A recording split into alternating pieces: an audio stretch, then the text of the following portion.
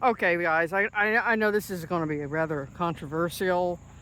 This topic, it comes up sometimes.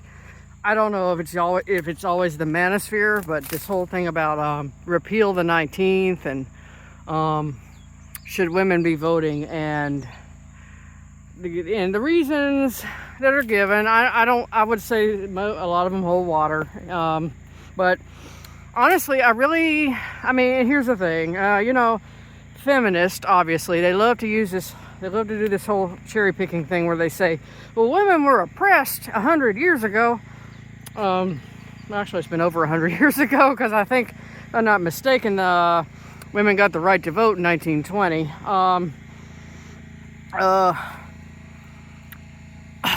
Over 100 years ago. But women were oppressed because they couldn't vote. Well, I tell you what, you need to do some fact checking, because it was only men who owned land had the right to vote. So if you were a dude and you were in that pleb class, I guess, or I hope that doesn't sound derisive. I mean, whatever they call the peasantry back then. Yeah, okay, then that meant you were left out of this whole thing. But anyway, I really don't feel like the right to vote should be a gendered thing. Okay, I told you this my answer was going to be a little surprising. So I'm not going to say, I don't really feel like all the problems that we have in America are because women vote. Okay, I would not go that far. Are there some guys out there that shouldn't be voting? Yeah, probably. I think the biggest problem is not that women vote, but the problem is that people in general vote in their own self-interest. I mean, I don't know, is that what universal suffrage fell under? I mean, I feel like being 18 should not be the only requirement to be able to vote. But I think we need to take gender out of it. I don't really feel like the right to vote should be a gendered thing. I kind of feel like it should depend on whether or not you've got skin in the game. Have you been in, anyone who served in some branch of the service, Army, anyone who served in the military, I really feel like should have the right to vote. And I have a first cousin, and she achieved a pretty high rank in the Army. I forgot what it was, but yeah, I feel like somebody like her should have the right to vote. What other criteria, like employment? Do you have a job? And I would include self-employment too, as a matter of fact.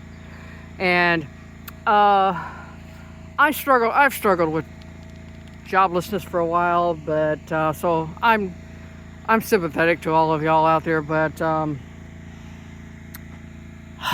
I kind of think you've got to be someone who's, I guess, earning your own money. I really feel like, to have the right to vote. Sorry, but but that should be the criteria, whether or not someone has the right to vote. Have they been in the Army? Have they been in the military? Then been in the Navy, Coast Guard?